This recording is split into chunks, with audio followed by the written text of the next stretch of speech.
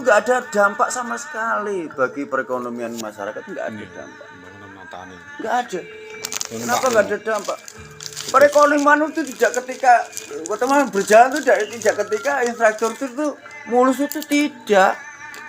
Tetapi bagaimana memutar roda perekonomian itu dari pedesaan?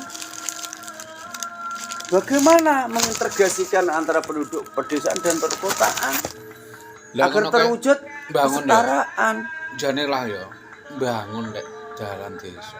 Kok nganggo dana desa dana pemerintah kopo. Lho ngawak investor bangun apa nang kene tak ya dibangun dhewe. Lah, sekarang saya tak tanya. Sekarang mau digandeng nak investor dari planet Pluto, ya. Mau digandeng kan investor dari planet Pluto yang di sana tuh sangat gersang sekali, bisa dikatakan seperti itu. Nggak bakal mau datang ke Pati. Kenapa?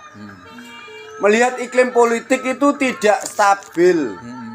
Melihat hukum dalam arti perda di Pati tidak jelas. Apa mau investor datang ke Pati ketika melihat hukum saja tidak jelas. Bupati membuat kebijakan diprotes oleh warganya melalui media sosial, itu tindakan yang sangat luar biasa dalam tanda kutip loh ya. Meresahkan. Karena meresahkan. Jadi enggak salah Bupati dewe ya. Nah, makanya itu. Tetapi ketika sistem itu dibangun dengan bagus, iklim itu akan masuk investor akan masuk sendiri. Kenapa?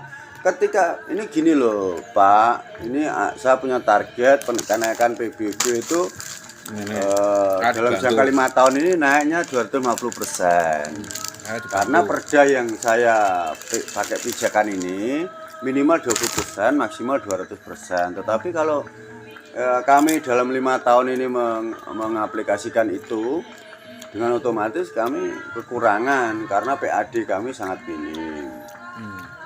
Misalkan.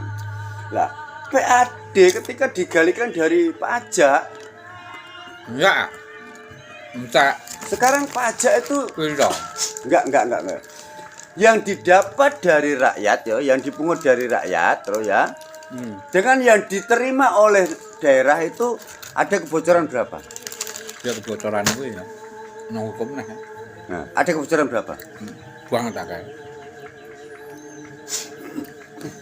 Terus ada upah pungut. Pajak ya ta? Ada upah pungut. Urung restitusi. Nah. Terus begini lagi. Ini pajak itu kan yang kemarin loh. Enggak tahu yang ini yang baru ini belum paham. Yang kemarin itu ketika pajaknya yang kurang dari 10.000 itu kan diakumulasikan menjadi 10.000. Diakumulasikan.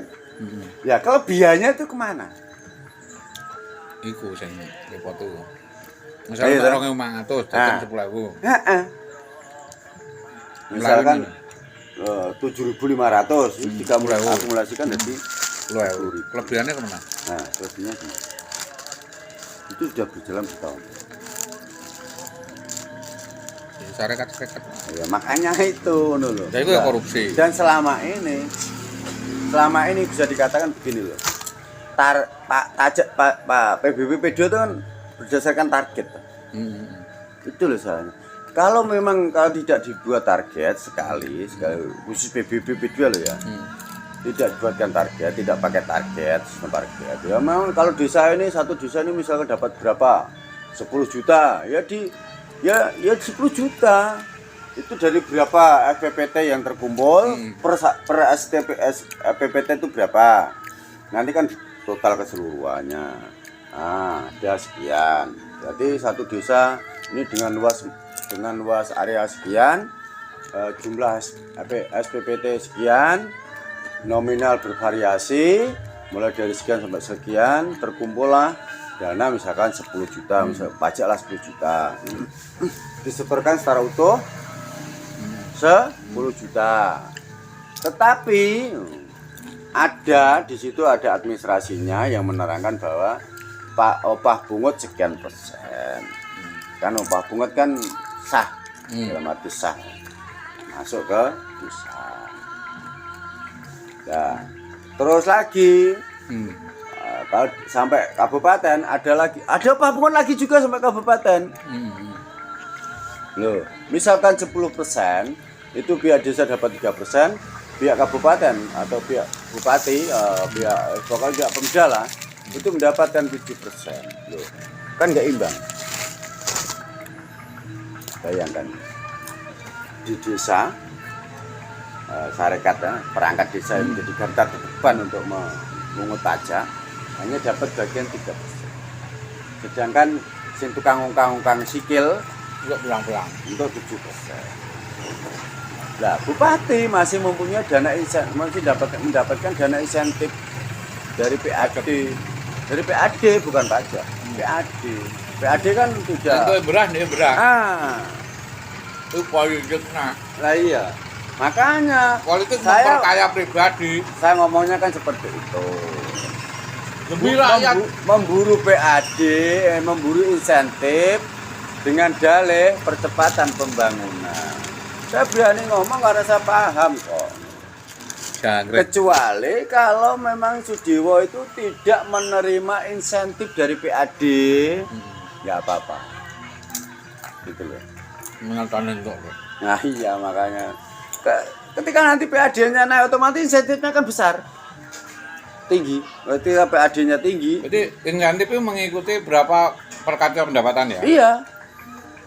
Insentif itu diambilkan dari pendapatan. Makanya Pendapatannya bupati akeh. insentifnya dhuwur besar. Makanya bupati dituntut pemerintah daerah lah dituntut untuk inovatif karena mendapatkan dana insentif. Gitu loh. Sebenarnya itu bukan kok ingin dana insentif memeras rakyatnya dengan dalih pajak plus percepatan pembangunan. Pembangunan itu apa sih? Nggak ada pembangunan itu nggak ada. Pembangunan yang benar itu pembangunan SDM itu yang paling benar bagi saya. Kenapa kok pembangunan SDM yang paling benar? Ketika kita mempunyai integritas yang tinggi, ketika kita mempunyai jiwa nasionalisme yang tinggi, ketika kita mempunyai ketaatan kepada aturan itu tinggi, kesadarannya. Itu mamur dhewe, bangun dhewe. Nah, itu dengan sendirinya Terbangun. terbangun. Kenapa terbangun? Keterampilan itu ketika dimiliki, kecerdasan dikuasai, terusan Keamanan ada. keamanan pasti, jaminan pasti. Karena apa? Membangun SDM itu tujuannya hanya satu, apa? Mengajak untuk berkesadaran tinggi. Berkesadaran. Ya. Kalau masalah kepandaian, justru semakin pandai seseorang itu malah semakin rusak. Sadar itu. Ketika tanpa Ikuti. diikuti dengan kesadaran. Pengen bukti? Apa ana wong sing korupsi iku wong sing penggane ngarit kaya aku. Itu korupsi apa? Makane sing korupsi lak sing pinter-pinter nek dadi pejabat-pejabat iku ah. Sing dadi direktur-direktur, sing dadi menteri-menteri, sing dadi gubernur-gubernur, dadi bupati-bupati. Ya iku sing korupsi. Iku wong bodho-bodho wong pinter-pinter iki. Paham pinter ya. Nah, itulah pembangunan SDM tujuannya itu berkesadaran ya. Berkesadaran. Bukan untuk membangun intelektual, bukan. Salah.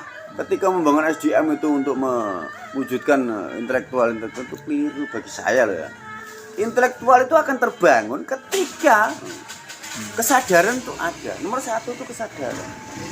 Sadar mau membayar pajak. Ada slogan yang mengatakan orang bijak taat pajak. Masukannya ono deh. Iya toh. Kan karena kesadaran. Berarti pajak itu kita bayar atas dasar kesadaran. Bukan paksaan. Kalau ini kan paksaan. Naik sekian. Itu paksaan ya. Camat Harus target. camat. Kepala desa, perangkat desa deklarasi sanggup siap melunasi pajak PBB sebelum September 2025. ASN harus mengupload telah melunasi PBB. Loh, ini kolonial model mana. Kayak baru. Itu malah lebih kejam dari kolonial. Lebih kejam dari kolonial karena kolonial dulu itu tidak bertindak sendiri. Kolonial itu tidak bersendiri kok. Koloni ngono. Kolonial itu tidak bertindak sendiri. Berdiskusi. Dengan arti begini loh. Kolonial ya. Belanda zaman Belanda kan tidak terus menyuruh orang langsung untuk bayar pajak ke desa-desa kan tidak. Nunggu sistem. Pakai sistem, pakai orang juga yang disuruh. Ini enggak kok, bupati langsung nyuruh. Asal harus mengupload bahwa sudah lunas bayar pajak. Deklarasi kemarin di daerah Tayu mana.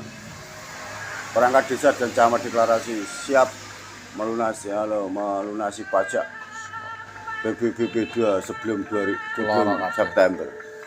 Ini kan penjajahan. Bukan masalah penjajahan lagi. Kalau dibilang otoriter, apa itu otoriter? Bukan otoriter. Kalau dibilang overmah mah. Itu arogan kalau bagi saya itu arogan. Otoriter itu bukan tidak berarti arogan. Otoriter itu tidak berarti arogan dalam kutip ya. Otoriter itu kaki tangan kok. Bukan kok, Pak. Ketika membuat kebijakan misalnya otoriter itu begini loh ya. Otoriter bukan terus mau menyangka sendiri itu juga bukan. Otoriter itu ketika mempunyai ide atau gagasan yang diyakini atau dipastikan itu berhasil dan benar, dipertahankan. Ngene ae. Rasa dileh. Rasa dileh. Itulah otoriter. Gitu loh. Enggak ada orang otoriter terusan seperti yang dilakukan seperti itu. Bukan otoriter, arogan. Jauh dari kata otoriter kalau bagi saya. Arogan. Otoriter itu tetap masih pakai rasionalitas. Ya. Ini enggak rasional. Meskipun disusuli dengan narasi-narasi atau postingan-postingan ataupun yang lain sebagainya, saya masuk. Saya tidak masuk. Karena apa? Tidak rasional.